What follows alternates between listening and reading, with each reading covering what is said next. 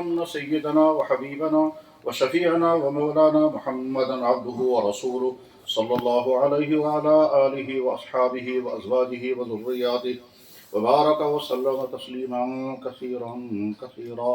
أما بعد، فأولا أشهد أن لا إله إلا الله وأشهد أن محمدا عبده ورسوله أرسله بالحق بشيرا ونذيرا وأعطاه جوامع الكلم ومنابع الحكم وبعده مقاما محمودا وجعله سراجا منيرا صلى الله تعالى عليه وعلى آله وأصحابه وأزواجه وذرياته إلى يوم الدين. على هذه الشهادة نحيا وعليها نموت إن شاء الله. محترم بزرگوں اور دوستو، اللہ نے انسان کے مزاج میں بے شمار خوبیاں، خصوصیات، صفات پیدا کی. ان خصوصیات و صفات میں سے ایک صفت کو کہتے ہیں انتخاب. انسانش اللہ تعالیٰ چوزنگ کرنک وصف عطا کرنا،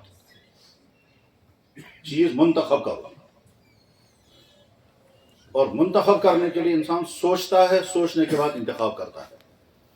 مکان بنانا ہے، سوچے گا کہاں بناؤں گا، کیسے بناؤں گا. بچہ پیدا ہوا، سوچے گا کیا نام رکھوں گا. بچے کو ایڈمیشن کرانا ہے، سوچے گا کون سے اسکول میں کراؤں گا. رشتہ کرنا ہے، سوچے گا کہاں کروں گا. کپڑے بنانے ہیں، سوچے گا کیسا کپڑا بناؤں گا. کھانا پکانا ہے، سوچیں گے کیا پکائیں گے شام کو. چھوٹے سے چھوٹے کام کے لیے، بڑے سے بڑے کام کے لیے بھی انسان انتخاب کرتا ہے، اور انتخاب کرتے ہوئے سوچتا ہے، اور سوچنے کے بعد انتخاب کرتا ہے. اس صفت کا تقاضا یہ ہے کہ جب کسی انسان کو کسی جگہ بیان کرنا ہو تو سوچے گا نا میں کس موضوع پر بیان کروں. سودی کہتا ہے کہ انسان کن جائے بیان کرنے خاطر وایتی یا گسن آسے سو سوچ کہ میں پتہ ہے بیان کروں کا ٹاپک اس پر کروں بیان، کون سا موضوع میں بیان کروں گا. اور موضوعات ہیں ہزاروں، اور یہ ڈیپینڈ کرتا ہے اس بات پر کہ بولنے والے کا علم کتنا ہے، اور بولنے والے کو سوسائٹی پر نظر کتنی ہے، اور حالات کتنا وہ جانتا ہے. تو وہ یوت وسیع علم آسے، یوت گہر نظر آسے، یوت وسیع ویژن آسے، یوت پہلو نظرن تل آسن، تیت عنوانات آسن امی بروٹ کر. ہم یہ دعویٰ تو نہیں کر سکتے کہ ہمارا علم بہت وسیع، سوسائٹی پر سب سے زیادہ گہری نظر، حالات کو اچھی طرح سے جاننے والے، یہ دعویٰ تو ہمارا نہیں ہو سکتا. لیکن بہرحال سوچتے ہوئے انسان سوچتا ہے کہ اگر میں بیان کروں تو کف موضوع کٹ پٹ کر ہو گیا. سوچے گا انسان. اس سوچنے میں کبھی انتخاب میں غلطی ہو جاتی ہے، اور سننے والوں کو پتہ چلتا ہے، کبھی نہیں چلتا. اور کبھی سننے والے کہتے ہیں اصل بیان کو مگر سوسی نہ اصل، مگر بوزن والے نہ سمجھی نہ. یعنی ان کو پتہ ہی نہیں چلا کہ یہ ہمارے لیے مفید نہیں تھا. تم جی بیچارے کو. میرے بھائیوں، ان تمام باتوں کو سوچنے کے بعد پھر خیال آتا ہے کہ اس وقت کشمیری قوم کو کیا چیز سمجھانے کی سب سے زیادہ ضرورت ہے. یہ اہم ترین سوال. واریاہ خدا سن دور اندیش بند آسن اخ پر سوچان، اور واریاہ سین ہی سطحی نظر یمن آسے، تم آسن سنان تے، تم آسن سوچان تے. لیکن سب سے اہم سوال اس وقت یہ ہے کہ یہ سمجھنا ہے ہمیں کہ کشمیری قوم کو سب سے زیادہ اہم مسئلہ اس وقت کیا ہے. بہرحال ممکن کینسے نظر میں آسے اخ مسئلہ، بیت سے نظر میں آسے بیاکھ مسئلہ، ہم سے نظر میں آسے بدل مسئلہ، ٹھیک. لیکن بہت سارے بھائیوں کی نظر میں جو اہم مسئلہ ہے، بس مجھے خیال آتا ہے میں اسی کو سمجھاؤں گا. اور اچھو ممکن کہ بوزن والن یہ نہ سمجھی نہیں یہ کیا اہم، تہذا نظر میں آسن سو اہم، ہماری نظر میں بے انتہا اہم. تو بس اللہ کرے جس مقصد کے لیے اس وقت گفتگو ہو رہی ہے، یہ گفتگو جن بھائیوں تک پہنچے اور جو بھائی سن رہے ہیں ان کے لیے فائدے کا ذریعہ بنے، اور جو مقصد ہے اس مقصد کو پانے میں کامیاب ہو جائے. آمین یا رب العالمین. بزرگوں اور دوستو، اللہ نے یہ ساری کائنات بنائی. یہ کائنات خود نہیں بنی، اس کائنات کی کوئی چیز خود نہیں بنی. اس کائنات میں زندگی گزارنے کے لیے جتنے سورسز چاہیے وہ تمام سورسز اللہ نے پیدا کیے ہیں. انسانوں کو، کسی مخلوق کو پتہ بھی نہیں تھا کہ زندگی گزارنے کے لیے کیا کیا ہونا چاہیے. جس نے انسانوں کو زندگی دی اسی نے انسانوں کی ضرورتیں، انسانوں کی زندگی کی ضرورتیں پیدا بھی کی اور ان ضرورتوں کو پورا کرنے کے سورسز بھی بنائے. ضرورت کرتنی پاد ضرورت پورا کرنے کا تو وسائل، ضرورت پورا کرنے کے لیے سورسز اسی نے پیدا کیے ہیں. انسان کو ہوا چاہیے، اللہ نے ہوا کا انتظام کیا. انسان کو پانی چاہیے، اللہ نے پانی کا انتظام کیا. انسان کو غذا چاہیے، اللہ نے غذاؤں کا انتظام کیا. اتنا ہی نہیں، انسان کی باڈی کو بہت ساری چیزوں کی ضرورت ہے، بے شمار چیزوں کی ضرورت ہے. میڈیکل سائنسز میں پڑھی سمجھت کہ انسان کی باڈی کو کتنی چیزوں کی ضرورت ہے. اس میں 30-40 قسم کے وٹامن ہیں اور اس کے علاوہ بہت ساری چیزیں ہیں. پروٹین ہے، زنک ہے، فاسفورس ہے، اور پوٹاشیم ہے، میگنیشیم ہے، کیلشیم ہے، اور خبر کیا کیا جو میڈیکل کالجوں میں پڑھایا جاتا ہے. یہ سب انسان کی باڈی کو ضرورت ہے اور پیدا کرنے والے نے چیزوں کے اندر یہ ساری چیزیں رکھی ہیں. جب ہم چیزیں لیتے ہیں تو گویا یہ ساری چیزیں ہم لے رہے ہیں. ہم دودھ پیتے ہیں، مزہ بھی آتا ہے، کیلشیم بھی ملتا ہے، وٹامن اے بھی، وٹامن ڈی بھی ملتا ہے. ہم سیب کھاتے ہیں، وٹامن سی ملتا ہے. ہم دھوپ میں جاتے ہیں، روشنی بھی ملتی ہے، وٹامن ڈی بھی ملتا ہے. ہم کیلے کھاتے ہیں، مزہ بھی آتا ہے، طاقت بھی آتی ہے، وٹامن ڈی بھی ملتا ہے. ہم گوشت کھاتے ہیں، پروٹین ملتا ہے، مزہ بھی آتا ہے. وہ ایک ایک چیز کے اندر نہ جانے کتنی چیزیں اللہ نے رکھی ہیں جو انسان کی باڈی کی ضرورت کو پوری کر رہی ہیں. جس اللہ نے انسان کے لیے تمام انتظامات کیے، جس کے سہارے زندگی گزر رہی ہے، اندر کی ضرورت ہیں اور باہر کی ضرورت وہ ساری اللہ نے پیدا کر دی ہیں. اور اسی کی وجہ سے انسان آرام کے ساتھ زندگی گزارتا ہے. نہ اس کو ہوا ڈھونڈنی ہے، نہ پانی ڈھونڈنا ہے. غذاؤں کے لیے محنت کرنی ہے، غذائیں مل رہی ہے. باڈی کے اندر جو کچھ ہونا چاہیے وہ سارا اللہ نے پیدا کیا. دیکھنے کے لیے آنکھیں، سننے کے لیے کان، سوچنے کے لیے دماغ، چلنے کے لیے پاؤں، کام کے لیے ہاتھ، میموری سسٹم دیا، ایموشنز دیے، فیلنگ دی، ٹھیک ہے، ڈائجسٹو سسٹم دیا وغیرہ. یہ سارا کچھ جس اللہ نے پیدا کیا ہے وہی اللہ یہ کہتا ہے کہ تم کو زندگی گزارنی ہے مجھے مان کر، اور زندگی گزارنی ہے میرے حکم کے مطابق. اگر تم کو کسی اور نے یہ ساری چیزیں دی ہوتی تو تم اس کو فالو کرتے. چیزیں ساری میں نے تمہاری باڈی کے ایک ایک پارٹ میں نے بنایا، تمہاری باڈی کا ایک ایک پارٹ میں نے بنایا، اور باہر جتنی چیزیں تم کو مل رہی ہیں وہ ساری میری پیدا کی ہوئی ہیں. لہذا تم کو زندگی گزارنی ہے مجھے مان کر، اور زندگی گزارنی ہے میرے حکم کے مطابق. ماننا الگ ہے، حکم فالو کرنا الگ ہے. تمہیں مجھے ماننا ہوگا جیسا میں ہوں، اور تمہیں اس طرح زندگی گزارنی جیسا میں کہوں گا، کیونکہ میں مالک ہوں، میں خالق ہوں، میں تمہارا رب ہوں. میں نے تم کو وہ ساری چیزیں دی ہیں جن چیزوں کی تمہیں ضرورت تھی اور تمہیں پتہ بھی نہیں تھا. تمہیں پتہ نہیں تھا تمہیں کیا کیا چاہیے. میں نے وہ ساری چیزیں تمہیں دی ہیں. اب جب تم یوز کر رہے ہو تب تمہیں پتہ چلے گا کہ یار اگر یہ چیز نہ ہوتی پھر کیا ہوتا ہے. اگر یہ نام آسان نا انسان اگر کشن ایسے تو کشے کت کر. اب پتہ چلا ناخن کا فائدہ کیا ہے. تو غرض یہ کہ ساری چیزیں جو تمہیں چاہیے تھی، جو تم نے مجھ سے مانگی بھی نہیں ہے، تو تمہیں پتا تھا کہ کیا کیا ہونا چاہیے، وہ ساری چیزیں میں نے تم کو مہیا کر کے دی. اب تمہیں زندگی گزارنی ہو مجھے مان کر، اور زندگی گزارنی میرے حکم کے مطابق. مجھے مانو گے کیسے؟ میں تو تم کو نظر نہیں آؤں گا، تو مانو گے کیسے تم؟ تو جواب یہ ہے مانو گے کیسے؟ جواب یہ ہے کہ کائنات کی ایک چیز تمہیں بتا رہی ہے کہ اس کا کوئی پیدا کرنے والا ہے. کائنات کی ایک چیز بتا رہی ہے کہ اس کا پیدا کرنے والا ہے. جب تم رشتہ کھاتے ہو تو تم فوراً سمجھتے ہو کہیں کا گوشت ہوگا، کہیں نمک ہوگا، کہیں مسالے ہوں گے، کہیں اس کو کوٹا گیا ہوگا. وارش بڑا اصل جب یہ تیار کرمچو پچوتے بنا. یہ ساری چیزیں تم نے دیکھی نہیں لیکن مانتے ہو یہ سب کچھ ہوا. تمہارے ہاتھ میں اگر بسکٹ آتا ہے تم فوراً سمجھ جاتے ہو کہیں زمین سے یہ ساری چیزیں پیدا ہوئی ہیں. شوگر پیدا ہوا، گندم پیدا ہوا، فلور مل میں گیا، وہاں آٹا بنا، پھر بسکٹ فیکٹری میں گیا، وہاں سیٹنگ کی گئی، وہاں پروسیس کیا گیا، اور اس کے بعد پھر اوون میں اس کو تیار کیا گیا، سانچوں میں تیار کیا گیا، پھر پیکنگ ہوئی، اس کے بعد تمہارے ہاتھ میں پہنچا. یہ سارا تم نے دیکھا نہیں لیکن سب تم مانتے ہو. ایسے یہ ساری کائنات چل رہی ہے. اس میں سورج بھی ہے، اس میں چاند ہے، اس میں ستارے ہیں، اس میں ہوائیں ہیں، اس میں آکسیجن ہے، اس میں کاربن ڈائی آکسائڈ ہے، اس میں کاربن مونو آکسائڈ ہے. 10 قسم کی گیسیں ہیں. تم پیدا ہو رہے ہو، ماں کے پیٹ میں تمہاری شکلیں بن رہی ہیں، شکلیں سب کی الگ الگ ہے، ڈی این اے سب کے الگ الگ ہیں. یہ سارا کچھ تم دیکھ رہے ہو. مان لو کوئی ہے جو یہ سارا سسٹم چلا. کوئی کریٹر بھی ہے، کوئی ڈیزائنر بھی ہے. کریٹر کے بغیر کریشن نہیں، ڈیزائنر کے بغیر ڈیزائن نہیں. اب اللہ تعالیٰ فرماتے ہیں کہ میں اپنا تعارف کرانے کے لیے تمہارے پاس ایک ٹیم بھیجوں گا. وہ میرے نبی ہوں گے، اور ان کا مجھ سے بھی کانٹیکٹ ہوگا، تم سے بھی کانٹیکٹ ہوگا. تم سے کانٹیکٹ ہوگا اس لیے کہ وہ نبی وہ انسان ہوں گے، مجھ سے کانٹیکٹ ہوگا اس لیے کہ میرے وہ نبی مقرر کیے ہوئے، منتخب کیے ہوئے، وہ میرے چوز کیے ہوئے ہیں. اللہ عالم ہے سیاد الرسالۃ، اللہ جانتا ہے کس کو مجھے نبی بنانا ہے، اور وہ میرا میسنجر ہوگا، مجھ سے لے گا اور تم تک پہنچائے گا. اس پر سوال پیدا ہوتا ہے، یا اللہ تو کیا آپ نبیوں کو کیوں بھیجیں گے، آپ خود ہی سامنے آ جائیں. تو جواب آئے گا پھر تو دنیا بنانے کی ضرورت ہی نہیں ہے، پھر تو جنت میں کافی تھا تمہارے لیے. سامنے میں آؤں گا وہ آخرت ہوگی، وہ دنیا نہیں ہوگی. امتحان تو تمہارا یہی ہے کہ میں نظر نہیں آؤں گا، دوں گا سب کچھ، اس کے بعد کہوں گا مجھے مانو اور میرے حکم کو مانو. امتحان تمہارا یہی ہے. جب میں سامنے آ جاؤں گا پھر تو امتحان ہی سارا ختم ہو گیا.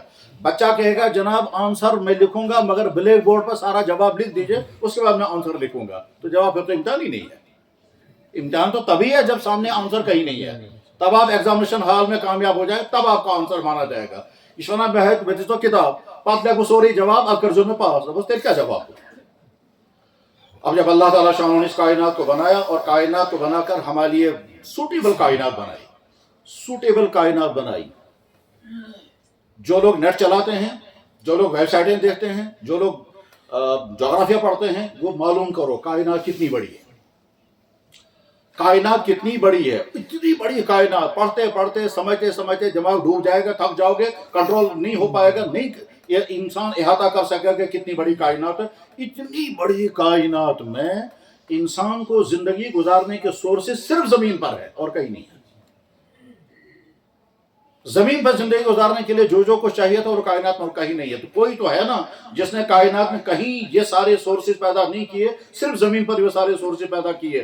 انرجی، ہیٹنگ، ہوا، آکسیجن، کاربن ڈائی آکسائڈ، زمینیں، موسم، رات اور دن، یعنی جو کچھ چاہیے تھا. سو کہتے ہیں لائف سپورٹ سسٹم، ایسی زندگی جس کے ذریعے سہارے ہم زندگی گزار سکیں. وہ صرف زمین پر ہے. کوئی ہے جس نے یہ ایکسیپشن کیا ہے کائنات میں اور کہیں نہیں، یہ سب کچھ ہے یہ زمین. جس اللہ نے یہ کائنات بنائی، جس اللہ نے ہم کو بنایا، وہ اللہ یہ کہتا ہے کہ مجھے تم مانو. اور وہ اللہ یہ کہتا ہے جس کے ذریعے سے میرا میسیج آئے گا اس کو بھی تم مانو. بس ہم نے اس اللہ کو بھی مانا اور اس میسیج لانے والے کو بھی مانا، اللہ کو مانا. اسی کو ہم کہتے ہیں اشہد ان لا الہ الا اللہ. اور اس میسنجر کو ہم نے مانا، اسی کو ہم کہتے ہیں اشہد ان محمد رسول اللہ. میرے بھائی اللہ کو اور اللہ کے نبی کو ماننا، اسی کا نام ہے ایمان. اچھا نا ایمان. نظر نہ آنے والے اللہ کو مانا نبیوں کے کہنے پر، نظر نہ آنے والے اللہ کو مانا کائنات کی گواہی پر، نظر نہ آنے والے اللہ کو مانا کیونکہ ہم ہیں تو ہم کو کسی نے پیدا کیا، ٹھیک ہے، اس کو ہم نے مانا، اس کا نام ہے ایمان.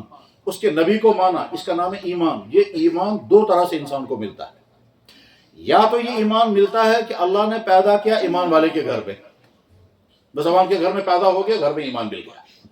گھر والے پڑھتے تھے اشہد اللہ، ہم نے بھی پڑھا اشہد اللہ الہ. گھر والے پڑھتے تھے اشہد ان محمد رسول اللہ، ہم نے پڑھا اشہد ان محمد رسول اللہ. مول موش مسلمان، ایستش مسلمان. کیا ہے مسلمان، کیا ہے مول موش مسلمان. یہ اللہ نے ہم کو اس گھر میں پیدا کیا.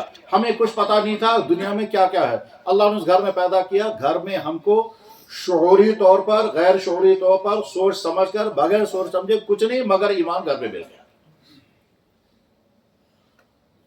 اگر خدا نے یہ فیصلہ نہ کیا ہوتا اور ہم کسی اور گھر میں ہوتے، اگر خدا اس بات آساب کرنے تخ گرس مز یت گرس مز ایمان نہیں ہے، اس کا ایسا ونکس بس سوچو اسی کو سوچنا کہ یار اگر اللہ نے ایسا کیا ہوتا، مجھے پیدا کیا ہوتا کسی اس گھر میں جہاں باپ اور ماں ایمان والے نہیں ہیں، وہ کچھ اور ہیں، چاہے وہ اچھے انسان ہو یا خراب.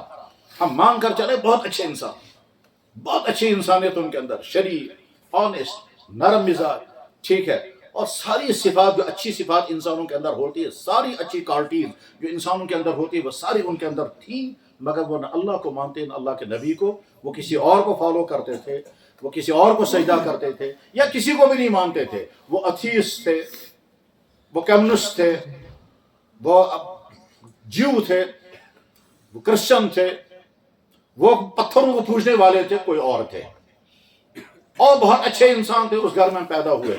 تو ہم بھی ایمان والے نہیں ہوتے، ہم بھی انہی کے ساتھ ہوتے. اللہ نے پہلا احسان ہم پر یہ کیا کہ ایمان والے کے گھر میں پیدا ہوا. یہ کیسے ہر کسی ایمان وارث بار بار ذہنس مزید، میں بہت اہم بات سمجھا رہا ہوں، آگے اس کا نتائج نکلیں گے. ہر آدمی بار بار یہ سوچے یا اللہ اگر یہ مہربانی ایسے نہ گمت سے، اگر آپ نے یہ مہربانی مجھ پر نہ کی ہوتی، مجھے ایمان والے کے گھر میں اگر مجھے پیدا نہ کیا ہوتا، میں کسی اور گھر میں ہوتا، میرے پاس سب کچھ ہوتا، ایمان نہ ہوتا، میں عیش کی زندگی گزارتا، میرے پاس دولت ہوتی، میرے پاس عہدہ ہوتا، میرے پاس خاندان ہوتا، میرے پاس شہرت ہوتی، میرے عزت ہوتی، دنیا میں خوشیوں کی جتنی چیزیں وہ ساری میرے پاس ہوتی، عورت، شہرت، پیسہ، خاندان، اسٹیٹس، دنیا بھر کے ٹور، عہدے، حکومتیں، سب کچھ ہوتا، مگر ایمان والا میں نہ ہوتا تو میں بہت بلندیوں پر پہنچ جاتا تو فرعون بن جاتا، بہت بلندیوں پر پہنچ جاتا تو نمرود و قارون بن جاتا، اور کیا ہوتا. لیکن انجام میرا تباہی تھا. لیکن آپ نے مہربانی فرمائی، مجھے ایمان کی دولت عطا فرمائی. میں چاہے اب گنہگار ہوں، چاہے غریب ہوں، چاہے ان پڑھ ہوں، چاہے نچلے درجے کا انسان ہوں، چاہے فورتھ کلاس ہوں، چاہے لیبر کلاس ہوں، چاہے سڑک پر رہنے ہوں، مگر ایمان ہے. یہ ایمان ایک تو اس طرح ملتا ہے، اور دوسرا ایمان ملتا ہے کفر کو چھوڑ کر ایمان کی طرف آنا ہوتا ہے. اس کے لیے بڑی محنتیں کرنی پڑتی ہیں، قربانیاں دینی پڑتی ہیں، کبھی ظلم سہنا پڑتا ہے، کبھی مصیبتیں برداشت کرنی پڑتی ہیں، کبھی گھر والوں کی مار کھانی پڑتی ہے، اور کبھی ایسے مظالم بھی ہوتے ہیں کہ جو سوچ بھی نہیں سکتے ہم. پھر ایمان تک آدمی پہنچتا. ایک شخص کے بارے میں مجھے معلوم ہوا جو ابھی زندہ ہے، کہ اس کو اللہ نے ایمان کی دولت عطا فرمائی. اس کو ایمان مل گیا، پہلے ایمان سے وہ محروم تھا. اس کے بعد پھر اس کے ساتھ کیا ہوا، اس کے انگلیوں کے ایک ایک ناخن کو پا سے اکھاڑا گیا. ذرا سوچو، اگر ایسی جگہ سے ہے تو برداشت کرو، وہ زندہ ہے، ایک ایک ناخن اس کا اکھاڑا گیا. ایمان کی قربانی، ایمان کے لیے قربانی دینی پڑتی. چنانچہ آج کے دور میں جس کو کہتے ہیں آزاد رائے کا زمانہ، جس کو کہتے ہیں جمہوریت کا زمانہ، جس کو کہتے ہیں انسان جو چاہے سو کر سکتا ہے، کوئی پابندی نہیں ہے، آج کے زمانے میں بھی جب کوئی انسان ایمان کی طرف سفر کرتا ہے تو ویسی ہی مشکلات، کبھی کبھی اس سے زیادہ مشکلات، کبھی اس سے کم مشکلات آتی ہیں، جو مشکلات قبائلی دور میں ہوا کرتی تھی، ظالمانہ دور میں ہوا کرتی تھی، جس کو ہم ڈارک ایج کہتے ہیں. اس زمانے میں ایمان قبول کرنے پر جو مصیبتیں، جو پریشانیاں، جو ظلم ہوتا تھا، آج بھی وہی ہوتا ہے. کہیں کم ہوتا ہے، کہیں زیادہ ہوتا ہے، کہیں نہیں ہوتا.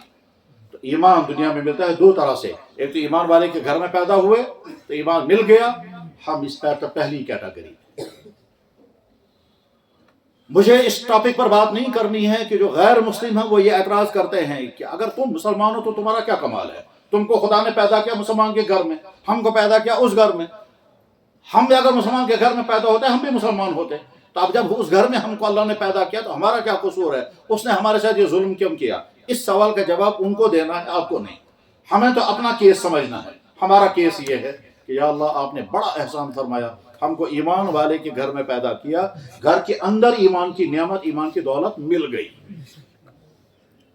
اس ایمان کے دولت کے پانے کے لیے نہ ہم کو پیسہ خرچ کرنا پڑا، نہ ہمیں کنورجن کرنا پڑا، نہ ہمیں اسٹڈی کرنی پڑی، نہ ہمیں کچھ سہنا پڑا، کچھ نہیں کرنا پڑا. گھر میں جس دن پیدا ہوا اسی دن ہم کو اذان پڑھی گئی، جس دن پیدا ہوا اسی دن گھر والوں نے اللہ کا شکر ادا کیا، کسی اور کا نہیں.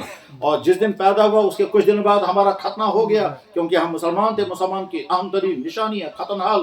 اور اس کے بعد پھر آگے بڑھے، جو ہی ہم کو شعور کی زندگی آئی، ہم نے دائیں بھی سنا اللہ، بائیں بھی سنا اللہ. ماں باپ نیک تھے تو نمازی تھے تو ہم کو بھی نماز کا شوق پیدا ہو گیا. اور دیکھا ہوگا، نہیں تو دیکھو گے تم، اگر ماں باپ نمازی ہوتے ہیں تو چھوٹا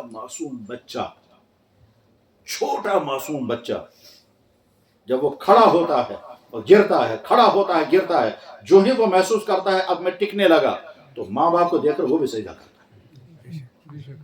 تو یوبان سمجھ، آپ دیکھ لو گے جب تمہارے گھروں میں بچے ہوں گے یا ہوں گے، آئندہ پیدا ہوں گے، تو چھوٹا بچہ ماں کو دیکھتا ہے وہ بھی سجدہ کرتا ہے. ہم نہیں اندازہ کر سکتے اس وقت اللہ تعالیٰ شاہ کو کتنی خوشی ہوتی ہوگی، یہ معصوم بچہ جس کو کچھ بھی پتا نہیں اور یہ ماں کو دیکھ کر مجھے سجدہ کرنا ہے. پھر سجدے میں سر رکھ کر پھر دیکھتا ہے یہ میری ماں کہاں چلی گئی. پھر جب اس کو دیکھتا ہے وہ پھر سجدے میں گرتا ہے. ایسا ہی ہوتا ہے عشاء کا سام.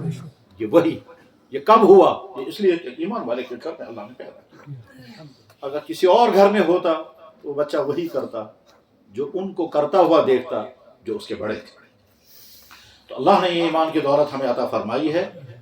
ایمان ملنے میں ہمیں قربانی نہیں لگی الحمدللہ، لیکن ایمان پر جمے رہنے میں اور ایمان پر باقی رہنے میں ہو سکتا ہے قربانیاں دینی.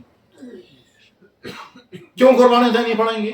ممکن ہے ایسے حالات آ جائیں، ممکن ہے ایسی صورتحال پیدا ہو جائے کہ جناب والا اس ایمان پر باقی رہنے کے لیے وہ سہنا پڑے گا جو سوچ بھی نہیں رہے تھے، وہ دیکھنا پڑے گا جس کو سوچا بھی نہیں تھا، ایسے حالات کا سامنا ہوگا جو نہیں سوچا تھا، ایسے آرڈر کا سامنا کرنا پڑے گا جو تمہارے ذہن میں نہیں تھا، ایسی لالچ سامنے آ جائے گی جو تمہارے ذہن میں نہیں تھی، اور ایسا کنفیوژن آ جائے گا جو پہلے نہیں تھا.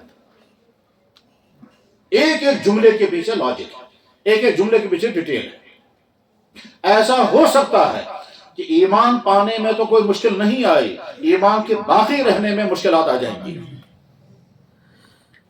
ابھی ایک ہفتہ نہیں گزرا، میرے پاس لڑکا آیا، اس نے عجیب بات صورتحال اپنی سنائی. کہنے لگا جی میری حالت یہ ہے کہ میرا دماغ یہ کہتا ہے نہیں، میرا دل یہ کہتا ہے کہ مجھے مسلمان رہنا چاہیے، دماغ کہتا ہے نہیں مسلمان نہیں رہنا چاہیے. دماغ کہتا ہے مسلمان نہیں رہنا ہے، دل کہتا ہے مسلمان نہیں رہنا چاہیے، میں اس جنگ میں ہوں. ایسے کنفیوژن ہو گیا. کہنے لگا میں نماز پڑھتا ہوں، دماغ کہتا ہے بیکار کام ہے، دل کہتا ہے نہیں مزہ آ رہا ہے. ایک ایسی صورتحال میں بچہ پھنس گیا، وہ کشمیر کا. اب ایک ہفتہ نہیں ہوا مجھ سے ملنے کے لیے آئے گا، اب بھی پھر آئے گا ملنے کے لیے.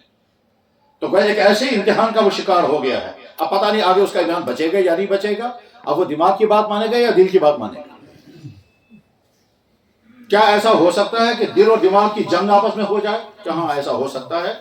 جب تک وہ جنگ نہیں ہوگی تب تک آدمی کو سمجھ میں نہیں آتا، لیکن اللہ بچائے جب وہ جنگ شروع ہوتی ہے تو آدمی ایک ایسے کنفیوژن کا شکار ہو جاتا ہے کہ فیصلہ نہیں کر پاتا. اسی کو کہتے ہیں تو دل میں تو آتا ہے سمجھ میں نہیں آتا. بس جان گیا میں کہ تیری پہچان یہی ہے. یا اللہ میں سمجھنے کی کوشش کرتا ہوں، سمجھ میں نہیں آتا ہے، لیکن دل کہتا ہے کوئی تو ہے جس نے مجھے بنایا، کوئی تو ہے جو مجھے چلا رہا ہے، کوئی تو ہے جو میرے دل کی پمپنگ کر رہا ہے، کوئی تو ہے جو میرے بلڈ سرکولیشن کا سسٹم بنا رہا ہے، کوئی تو ہے جس نے میری باڈی کی ہزاروں سسٹم بنائے ہیں، کوئی تو ہے یہ میرا دل کہتا ہے. دماغ کہتا ہے میں نے جب دیکھا نہیں میں مانوں گا کیوں.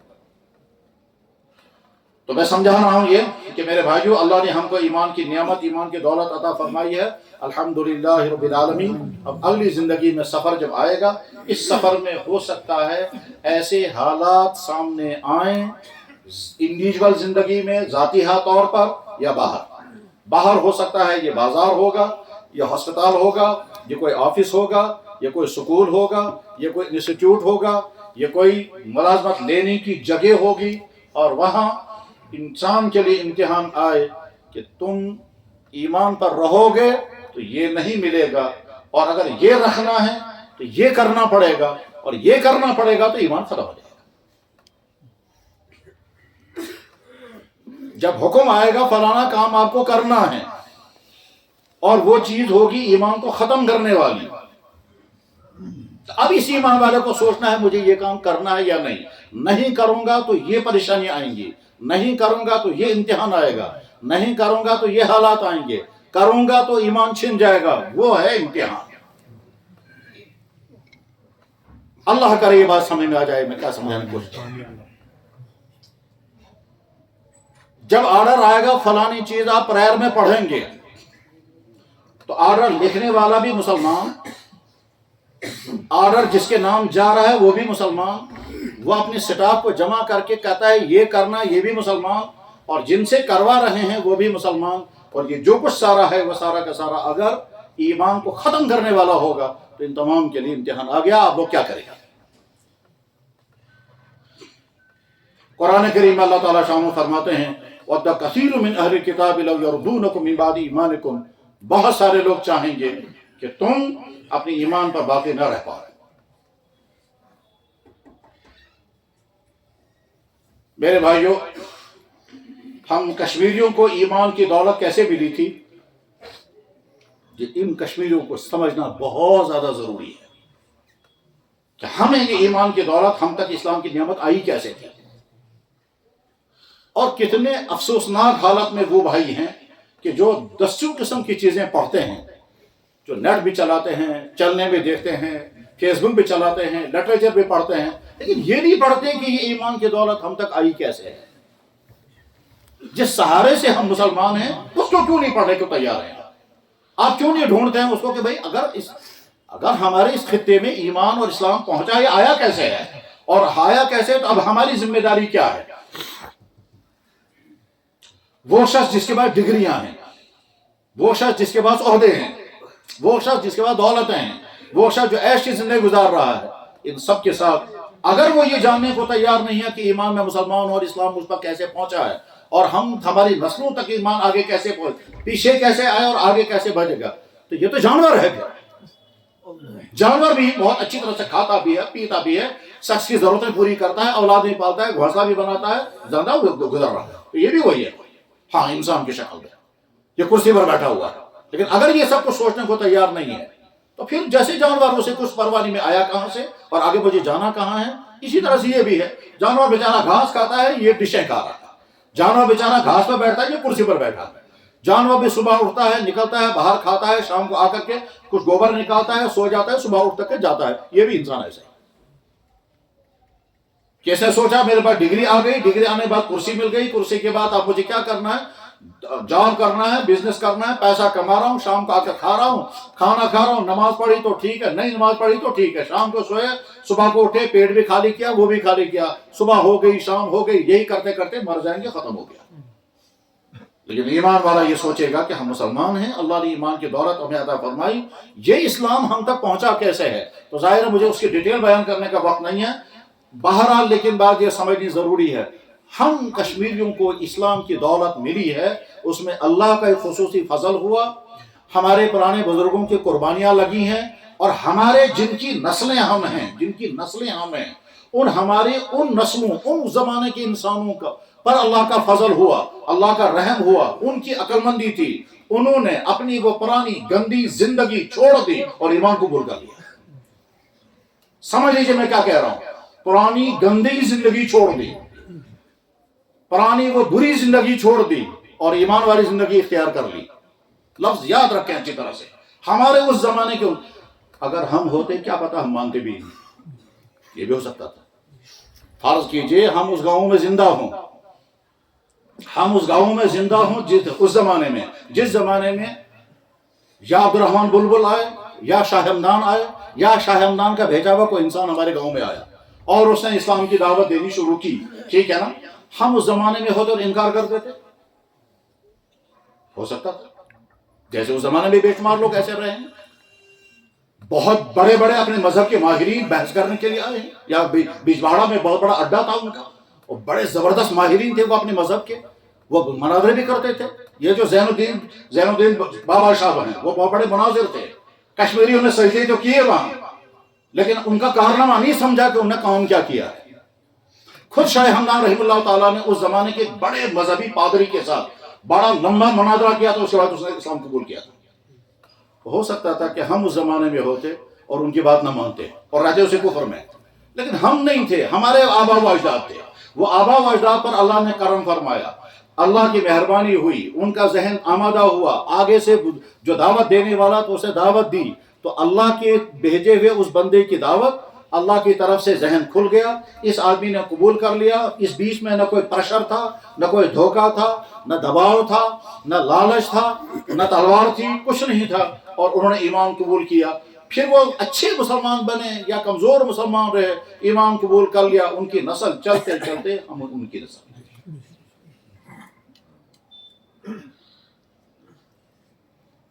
اب جب اللہ تعالیٰ شاہ نے ایمان کی دولت ہم کو عطا فرمائی ہے اور اسلام ہم تک پہنچا، گویا اللہ جل شانہ نے اپنی ذمہ داری پوری کر. ذمہ داری تو اللہ کی نہیں تھی، اللہ کی مہربانی تھی. یعنی گویا اللہ نے ہمارا کیا نظام بنایا، تم کو میں پیدا کر رہا ہوں وہاں جہاں کفر ہی کفر. اب میں اپنے نبی کا پیغام وہاں تک کس طرح پہنچاؤں گا، یعنی بات کو دوسرے لفظوں میں سمجھاؤں گا. ہم کہیں گے یا اللہ، ہم اس زمانے میں نہیں جس زمانے میں آپ کے نبی تھے، اور وہ نبی ہمارے زمانے میں نہیں. ہم وہاں پیدا نہیں ہوئے اور وہ یہاں نہیں آئے، تو ہم کیسے مسلمان بنیں گے؟ لیکن یا اللہ، آپ نے کرم فرمایا.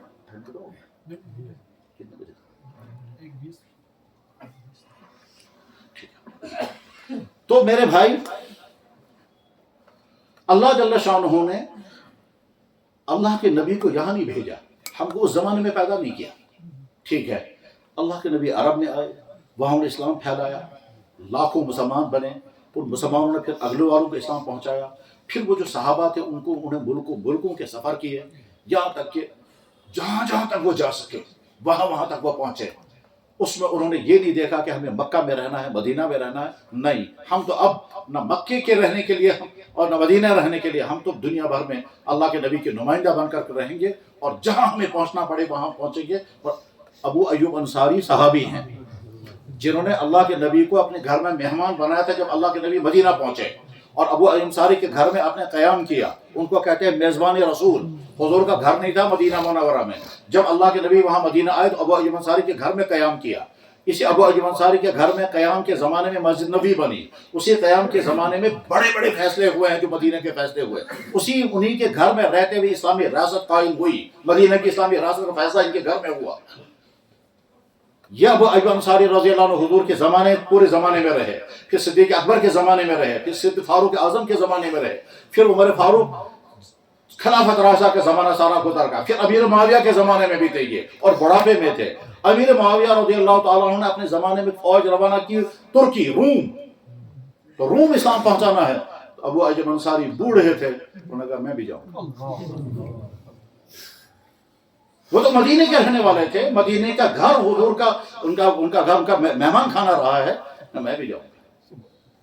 چنانچہ پریشانی یہ ہو گئی, یزید فوج کا سربراہ.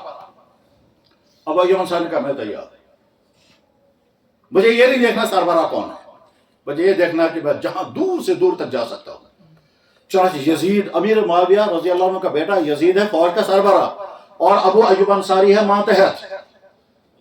روانہ ہو گئے. اب یزید ڈرتا تھا ان سے اور احترام بھی کرتا تھا کیونکہ بڑے تھے اور بہت بڑے تھے, تو بار بار حاضر ہوتا تھا, حضرت میری کوئی خدمت, حضرت مجھے کیا کرنا ہے, حضرت مجھے مشورہ دے. اسی کو بیمار ہو گئے, وہ فوراً آیا. وہ کمانڈر تھا, 22 23 24 سال کا لڑکا تھا, کمانڈر تھا. وہ آ کر کہنے لگا حضرت آپ کی طبیعت ٹھیک نہیں, آپ کو واپس کر دیں؟ فرمایا بالکل نہیں. کہنے لگا پھر حضرت یہیں رک جائیں ہم, آپ کی طبیعت ٹھیک نہیں؟ فرمایا چلتے رہو اور مجھے بھی لے کر کے چلتے رہو. پھر فرمایا اگر میری وفات ہو گئی تو میری میت میں لے کر چلتے رہنا, اور جہاں تمہیں پہنچنا ہوگا وہاں میری لاش لے جانا. چنانچہ فوج روانہ ہوتی گئی, چلتی گئی, یہاں تک کہ وہاں پہنچے جہاں آج استنبول, اور وہاں ابو ایوب انصاری رضی اللہ عنہ کو دفن کیا گیا. آج جو لوگ ترکی جاتے ہیں, استنبول جاتے ہیں, ان کا بڑا مقصد ہوتا ہے ابو ایوب انصاری کے قبر مبارک کی زیارت کرنا. غرض یہ کہ صحابہ کرام نے اس طرح سے قربانیاں دی, دین آگے چلتا رہا, یہاں تک کہ ملکوں میں پہنچا. یہ پورا ہندوستان کیرالہ سے لے کر کے پنجاب تک اسلام آ چکا تھا. یہ سارا پاکستان سندھ سے لے کر ملتان تک اسلام آ چکا تھا. یہاں کشمیر میں اسلام آیا ہی نہیں, اور اگر آتا بھی تھا تو مسلمان یہاں آتا تو واپس چلا جاتا تھا, اور آتا تھا تو چپ چاپ یہاں خاموش رہتا تھا. اس کے بعد پھر ایک وقت آیا, اللہ کا فیصلہ ہوا, حضرت عبد الرحمن بلبل رحمہ اللہ تعالی چائنا سے یہاں کشمیر آئے پوری ایک جماعت لے کر کے, اور یہاں کے بادشاہوں کو اسلام کی دعوت دی. بادشاہ کو اسلام کی دعوت دی, جس بادشاہ کا نام تھا رنچن, اور اس نے اسلام قبول کر لیا.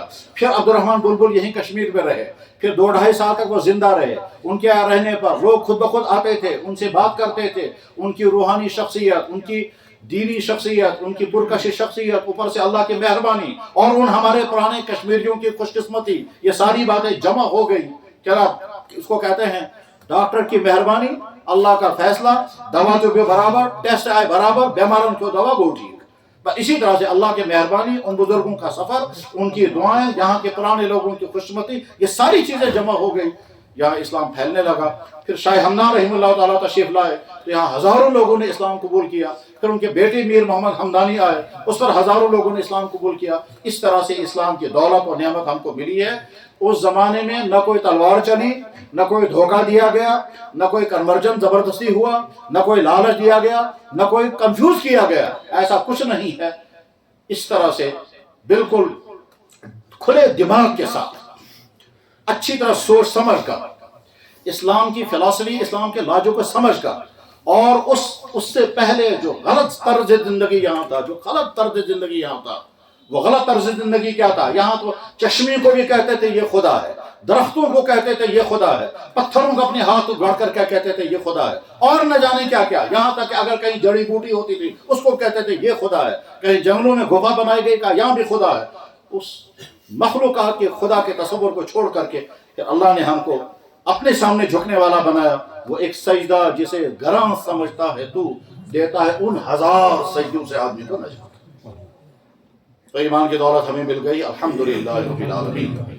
پڑھو سب، اشہد ان لا الہ الا اللہ واشہد ان محمد عبدہ ورسولہ، رضینا باللہ ربا وبالاسلام دینا وبمحمد صلی اللہ علیہ وسلم نبیا ورسولا۔ یا اللہ ہم مسجد میں ہیں، جمعے کا وقت ہے، جمعے کی نماز ادا کرنے کے لیے ہیں، باہر فرشتے کھڑے ہوں گے اور وہ حاضری لکھ رہے ہوں گے، اس لیے باہر فرشتے کھڑے ہیں کیونکہ حدیث میں ہے، بخاری شریف کتاب الجمعہ، مسلم شریف کتاب الجمعہ حدیث موجود ہے کہ جب مسلمان جمعہ پڑھنے کے لیے آتے ہیں تو دروازے پر فرشتہ کھڑا نام لیتا ہے۔ تو یا اللہ وہ فرشتے بے گواہ، اور یہ سارے مسلمانوں کے ساتھ، ہر مسلمان کے ساتھ بے شمار فرشتے، اور ان سے بڑھ کر خود آپ گواہ رہیں، ہم اعلان کر رہے ہیں آپ اللہ، ہم آپ کو گواہ بنا کر کے کہتے ہیں ہم گواہی دے رہے ہیں آپ اللہ۔ اور یا اللہ قیامت کے دن آپ خود ہی کہہ دینا ان کی گواہی میرے پاس موجود ہے، انہوں نے تو مجھے گواہ بنایا۔ اللہ منا نشہدک انا نشہد، یا اللہ اسی ژٕ روز گواہ، اسی اعلان کرے ونان ژٕ روز گواہ، اسی گواہی دِوان ژٕ چھُکھ چون گواہ۔ وَإِنَّا نَشْهَدُ أَنَّا نَشْهَدُ أَنَّ مُحَمَّدًا رَسُولُ اللَّهِ۔ میرے بھائیوں، ہو سکتا ہے شیطان کے نقش قدم پر چلنے والے بے شمار افراد چاہیں گے کہ ان کے ہاتھ میں محمد رسول اللہ کے دامن نہ رہے، ان کے ہاتھ میں کوئی اور دامن آ جائے، اور ہو سکتا ہے شیطان بھی کوشش کرے گا اور کبھی کنفیوژن آئے گا۔ تو بہرحال میں جو سمجھانا چاہتا ہوں، نمبر 1، اپنے ایمان کی حفاظت اس وقت یہاں کا اہم ترین مسئلہ ہے۔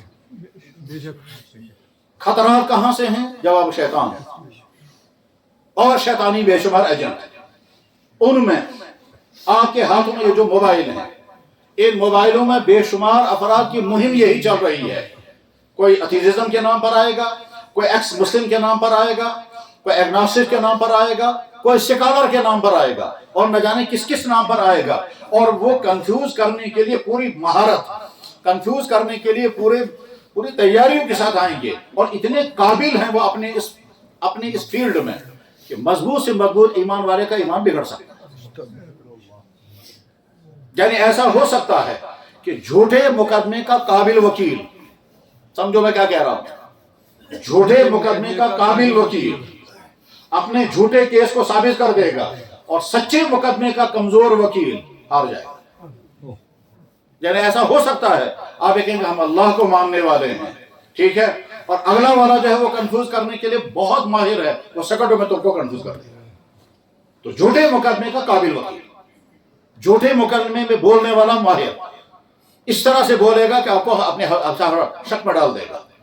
تو ایک تو اس وقت، بلکہ عقل مندی کی بات یہ ہے کہ کوئی آدمی وہ چیزیں نہ پڑھنا چاہیے، نہ سننا چاہیے، نہ سمجھنا چاہیے تب تک جب تک اپنی بیس مضبوط نہ ہو جائے۔ جناب جب ہماری بیس مضبوط ہو جائے گی اس کے بعد سب پڑھو، اس کے بعد سب کی سنو، اس کے بعد، لیکن تب جب انفیکشن کا خطرہ نہ ہو، اور اگر آپ ابھی کمزور ہیں اور انفیکشن کا خطرہ ہے، جناب نکس بچہ، چھوٹا بچہ جو ابھی دودھ پی رہا ہے، اس کو تم رشتہ کھلاؤ تو اس کا معدہ تو خراب ہو جائے گا، اس کا تو ابھی برداشت ہی نہیں کر سکتا وہ۔ تو اسی لیے وہ تمام، میں خاص طور پر کہوں گا، وہ تمام بچے، وہ تمام نوجوان جو سوشل میڈیا کے ذریعے بہت کچھ سن رہے ہیں، سمجھ رہے ہیں، وہ چیزیں مت دیکھو جن چیزوں کے نتیجے میں تمہیں اللہ کے بارے میں شک ہوگا، قیامت کے بارے میں شک ہوگا، نبی کے بارے میں شک ہوگا، دین اسلام کی سچائی کے بارے میں شک ہوگا۔ ہاں تب دیکھنا جب ان چیزوں کے متعلق تمہاری بیس مضبوط ہو جائے، وہ تم کو 2 منٹ میں کنفیوز کر دے گا۔ اور چونکہ اللہ کی ذات کے بارے میں، جناب اگر اللہ تعالیٰ ہے تو یہ مصیبت کیوں ہے؟ اگر اللہ تعالیٰ رحیم ایسے پھر کہتا ہے یہ مصیبت گو انسان پریشان ہے، یہ جو صحیح جناب والا تمہارے گھر میں فلاں بچہ ہے، ہاں کتنا اب نارمل ہے، کہ بہت اب نارمل. تم کہتے ہو اللہ رحیم ہے. کہاں اللہ رحیم ہے؟ دیکھو اس بچے نے بیچارے نے کیا قصور کیا تھا. بس ہو گئے شک میں. غرض کی قسم قسم کے شک آ سکتے ہیں، اور اس کے بعد پھر شک اندر سے نہیں آئے گا، باہر سے آئے گا. یہ باہر سے ویب سائٹیں بھی ہو، اور یہ بھی ہو سکتا ہے کہ لالچ آ جائے، اور یہ بھی ہو سکتا ہے کہ پریشر آ جائے. آرڈر آئے گا، یہ تمہیں کرنا ہوگا، اور وہ ہوگا سراسر کفر، ان کو سمجھ نہ آئے یا نہ آئے. اور یہ بھی ہو سکتا ہے کبھی کبھی انسان سوچتا ہے میں فی الحال کر لوں گا، بعد میں توبہ کر لوں گا، میں فی الحال کر لوں گا کہیں گیس ٹائم سے. چنانچہ بے شمار ایمان والے بھائیوں کو یہی دھوکہ لگا رہتا ہے کہ جناب کیا کریں گے، مجبوری ہے، کیا کریں گے جناب ملازمت ہے، کیا کریں گے جناب آرڈر آیا ہے، ویسے کچھ بھی نہیں ہوگا اتنے کرنے سے، ایمان تو ہے اندر موجود ہے، اگر یہ ظاہر سے ہم کریں گے پھر کیا ہوگا. اور یہ کہہ کر کے اپنے آپ کو تسلی دیتے رہیں گے. تو میرے بھائیوں بس جو میں سمجھانا چاہ رہا تھا، کاش یہاں کے لوگوں کے سمجھ میں آ جائے وہ کہ ہم اپنے ایمان کو کسی بھی حال میں، اپنے ایمان کا دامن کسی حال میں نہیں چھوڑیں، اور ساتھ میں یا اللہ ہم کو وہ امتحان نہ آئے جس امتحان میں ہمیں فیصلہ کرنا ہوگا کہ ہم ایمان پر رہیں گے، یہ ایمان کو چھوڑ دیں. اس میں کھل کر کے نہیں آئے گا کہ نہیں تمہیں مسلمان رہنا ہے یا نہیں رہنا ہے. نہیں، آپ مسلمان رہو مگر یہ بھی کرو. آپ مسلمان ہیں، آپ کیا پریشان، مگر آپ یہ کر سکتے ہیں، اور یہ کرنا پڑے گا، آپ کو اس کے بغیر نہیں چلے گا. غرض یہ کہ اپنی ایمان کی حفاظت یہاں کے لوگوں کا اہم ترین مسئلہ ہے. باقی مسائل تو بعد میں ہیں. آپ کو تعلیم، آپ کی ملازمتیں، آپ کی صحت، آپ کا روزگار، یہ سب بعد کے مسئلے ہیں. پہلے تمہیں مسلمان رہنا بھی ہے یا نہیں، آپ مجھ دو باقی کیا کیا ایسا ہے. نمبر 2، اس وقت پورا ماحول، پوری سوسائٹی کہاں سے بنتی ہے؟ بازار، سکول، کالج، ہاسپٹل، عدالتیں، میڈیا، اخبارات، پرنٹ میڈیا یا الیکٹرانک میڈیا، ان تمام کو جمع کر کے یہ ہے ماحول. اس ماحول میں کیا کیا ہے؟ اس میں فحاشیاں ہیں، ننگا پن ہے، لڑکوں اور لڑکیوں کے غلط تعلقات ہیں، حتیٰ کہ سکولوں میں، کالجوں میں، دفتروں میں، پارکوں میں، ہوٹلوں میں، فنکشنوں میں، شادی بیاہ کے سلسلوں میں، بلکہ بہت سارے گھروں میں بھی بدکاریاں ہیں جس کو ہم زبان پر نہیں لاتے ہیں، بس پردہ رکھتے ہیں، لیکن اندر کی صورتحال یہ ہے. یہ سلسلہ اتنا بڑا ہوا ہے کہ بے شمار بیٹیاں اپنے ماں باپ کو دھوکہ دیتی ہیں کہ ہم فلاں پڑھنے جا رہی ہیں، حالانکہ وہ پڑھنے وہ کہیں اور بے شمار والدین نادان ہیں، وہ سمجھتے ہیں ہماری بیٹیاں کچھ پانے کے لیے جا رہی ہیں، حالانکہ وہ پانے کے لیے نہیں، وہ کھونے کے لیے جا رہی ہیں، اور ان کو پتہ بھی نہیں ہم کیا کھونے جا رہی ہیں. ہاں ان کو لگ رہا ہے کہ کوئی ہمیں آنکھوں میں بٹھا رہا ہے، کوئی ہمیں پیار کے 2 لفظ بول رہا ہے، کوئی ہمیں آفر کر رہا ہے، کوئی ہمیں لالچ دے رہا ہے، کوئی ہمیں فلاں چیز.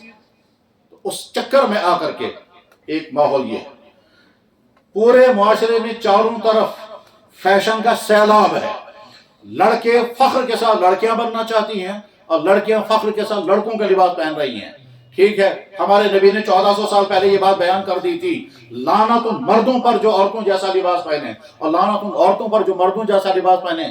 آج کا مسلمان یہ سننے کو بھی تیار نہیں، اور اگر سنے گا تو ہو سکتا ہے دل میں خیال ابھرے گا ہمارے نبی نے یہ بات کیوں کہی کہ ہمیں ایکسپٹ نہیں ہے، اور بلکہ یہ بھی ہو سکتا ہے ایسے خیالات ابھریں جسے ایمان ہی ختم ہو جائے گا. آج کا دکاندار یہ سننے کو تیار نہیں. ہماری ساری مارکیٹوں میں ہمارا بزنس کرنے والا شخص، اس کو صرف یہ نظر میں ہے کہ میرا بزنس چلنا چاہیے، چاہے اس میرے بزنس کی وجہ سے ہمارے سارے اسلامی تہذیبی کلچر کو آگ لگ جائے، مجھے اس سے پرواہ نہیں ہے، مگر میرا بزنس چلنا چاہیے. اس کے نظر میں اپنا بزنس ہے، لیکن اس بزنس کے پیچھے جو اسلامی کلچر کو ضبط کرنے کی تدبیریں ہیں، سازشیں ہیں، وہ سمجھ میں نہیں آتی. یعنی گویا دوسرے لفظوں میں ہمارے لڑکے اور لڑکے بنیں گے لڑکیاں، لڑکیاں بنیں گے لڑکے، لباس کے حد تک، بالوں کے کٹنگ کے حد تک، اور اس کے بعد ان کے غلط تعلقات ہوں گے، پھر وہ ڈرگس کریں گے، پھر وہ فیشن کریں گے، پھر واپس سے ملاقاتیں کریں گے، اور اس کے بعد پھر صورتحال ہوگی شادی سے پہلے وہ شادی کے تجربات کر چکے ہوں گے. جب یہ ماحول آتا ہے تو اللہ تعالیٰ شام کچھ عرصے تک انتظار کرتے ہیں، پھر اس ماحول کے ساتھ ایک دوسرا ماحول شامل ہو جاتا ہے. وہ کیا ہے؟ बाजारों में मिलावटों का सामान बेचेंगे अपना पैसा कमाने के लिए, दवाई वाले नकली दवाइयां बेचेंगे अपना पैसा कमाने के लिए, डॉक्टर जो हैं वो इलाज करेंगे मगर नजर में होगा हमको पैसा कमाना है, इसलिए वो कमीशनों के चक्कर में रह करके बीमारों का इलाज करेंगे। कोर्टों में जज बिकेंगे और जज गलत फैसले करेंगे पैसों के चक्कर में या इन्फ्लुएंस के चक्कर में या पैसों के चक्कर में। तो बाजारों में धोखे होंगे, स्कूलों और कॉलेजों में तालीम नहीं, तालीम के अलावा कुछ और होगा, नाम होगा तालीमी इदारा। अस्पतालों में इलाज के अलावा कुछ और होगा, वो कुछ और जो है वो बयाना भयानक होगा। वो पता चलेगा नर्सों की जिंदगी देख करके, वो पता चलेगा प्राइवेट कमरों का हाल सुन करके, वो पता चलेगा कि अस्पतालों की दवाइयों में कैसे खुर्द-बुर्द होता है, और उससे आगे बढ़ करके फिर दवा बनाने वाली कंपनियां कैसे फ्रॉड दवाइयां बना करके बेचेंगी अपना पैसा कमाने के लिए। इस माहौल में जब जिंदगी चलती है तो अल्लाह ताला शाम कुछ अरसे तक देखते हैं और उसके बाद फैसला करते हैं, बिटाओ इन सबको, इनकी अब जरूरत नहीं, ये इस काबिल नहीं है कि जमीन पर रह सके।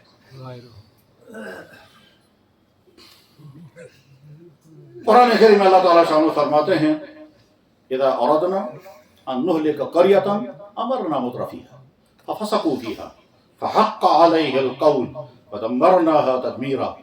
जब मैं देखता हूँ इंसानों ने मुझे मानना ही का इनकार कर दिया, मेरे वजूदी का इनकार कर दिया, जब मैं देखता हूँ जो मुझे मान रहे हैं वो भी मेरी बात मानने को तैयार नहीं, जब मैं देख रहा हूँ कि मुझे बुरा भला लोग कह रहे हैं, फिर मैं जब देखता है मेरे ही बनाए हुए इंसान मेरी बनाई हुई मखलूक पर जुल्म कर रहे हैं, मैं देखता हूँ इसको मैंने ये चीजें दी, इसको जहन दिया, डिग्री दी, ओहदा दिया, इस ओहदे का इस्तेमाल ये कर रहा है मेरे बंदों को सताने के लिए, ये तालीम पढ़ाने के लिए आया था, तालीम के बजाय कुछ और हो रहा है, ये इलाज करने बैठा था, इलाज के बजाय ये कुछ और हो रहा है, ये इंसाफ इंसाफ करने के लिए बैठा था, इंसाफ ये जुल्म कर रहा है, ये वकील साहब बने थे इस इंसान का केस प्लीड करने के लिए ताकि उसको इंसाफ मिले, इसी में जुल्म कर रहा है, खुद ही इसी का पैसा उड़ा रहा है।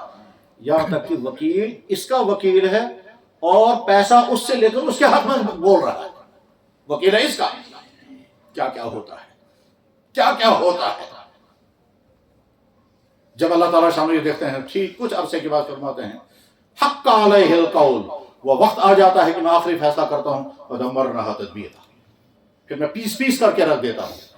कहने का मकसद क्या है, जनाब हमें अपनी जिंदगी को देखना है, हम अल्लाह को मानने वाले हैं, अल्लाह के नबी को मानने वाले हैं, अल्लाह को मानने वाले हैं, लिहाजा अल्लाह ने जिन जिन चीजों का हुक्म दिया है उनको मानना है और अमल करना है। हम अल्लाह के नबी को मानने वाले हैं, जिन जिन चीजों का हुक्म अल्लाह और अल्लाह के नबी ने दिया है उन पर अमल करना है।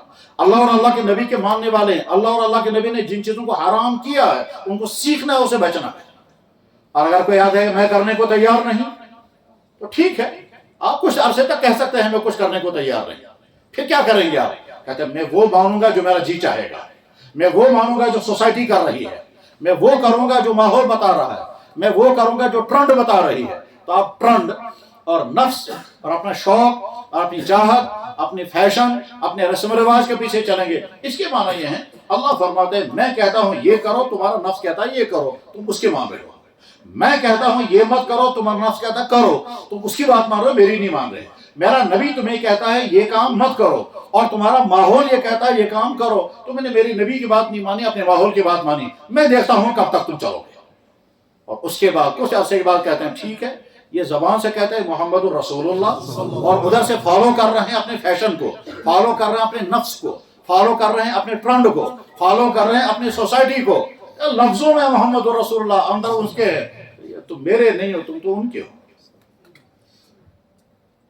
और जब किसी जगह ये सूरत हाल आती है तो फिर कुछ अरसे तक अल्लाह ताला शाम देखते हैं, सुधार आ गया तो ठीक है, सुधार नहीं आते हैं तो फिर आगे या तो कोई बहुत बड़ा झटका आ जाता है, उस झटके के बाद कौम सुधर जाती है, और या फिर अल्लाह ताला शाम इस्लाम की दौलत वापस ले आते हैं। इसकी मिसाल बुखारा, सबरकंद, मर्गीनान, ताशकंद, खवारजम और वो सारा उज़्बेकिस्तान, वो सारा ताजिकिस्तान, जहां अरबी भी नहीं थी, दीन भी नहीं था, दीन भी पहुंचा, अरबी भी पहुंची, तो उसके बाद फिर वहां पैदा हो गए इमाम बुखारी, इमाम मुस्लिम, इमाम नसाई, इमाम दारक़ुतनी, गारस कैसे कैसे आफ्ताब और महताब पैदा हुए, और उसके बाद ऐसे पैदा हुए कि अरब के लोगों को पीछे कर दिया। کہ عرب کے لوگوں کو مختلف بننا پڑا. امام بخاری اجمی ہے, امام ابو حنیفہ اجمی ہے, حضرت جنید بغدادی اجمی ہے, شیخ عبد القادر جیلانی عجم میں پیدا ہوئے, بغداد میں پیدا ہوئے. تو سارے اجمی, ان اجمیوں نے وہ مقام پا لیا کہ عربوں کو پیچھے صف میں کھڑا ہونا پڑا. محدثین بہت کم ہے عرب, اکثر زیادہ اجمی ہیں.